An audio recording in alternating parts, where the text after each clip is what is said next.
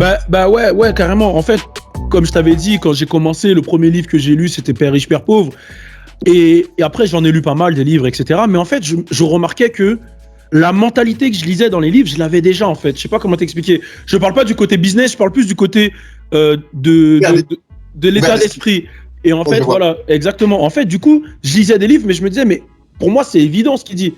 Tu vois, c'était évident, en fait. Donc, du coup, j'ai plein de gens autour de moi qui lisent les livres pour comprendre la mentalité, mais moi, je l'avais déjà, en fait. Parce que avec la danse, j'avais rencontré... Enfin, dans le vécu que j'ai eu, bah... Mon père, il l'a un peu, tu vois, en fait, c'est comme si j'avais grandi dans ça.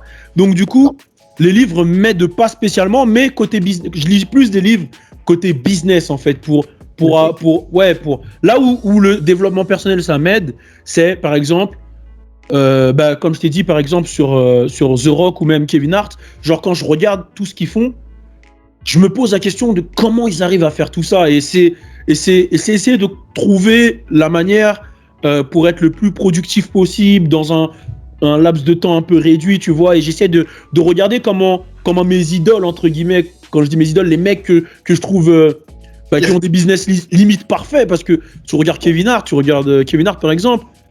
Rien à dire, hein. Le mec, il fait du sport, il a son podcast, il fait des films, il est sur scène, il fait tout en fait. Il a une chaîne YouTube, tous les jours il y a des vidéos, il a Insta, il est sur tous les réseaux quotidiennement. Tu te dis, ok, peut-être il a une équipe et tout, mais il y a quand même un moment où le mec, il a un work ethic en fait.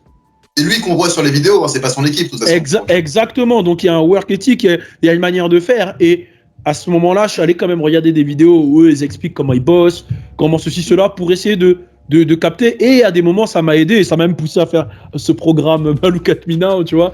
Donc voilà. Mais ouais, je lis pas beaucoup, je lis moins de livres de développement personnel, mais je regarde quand même les gens qui m'ont beaucoup inspiré.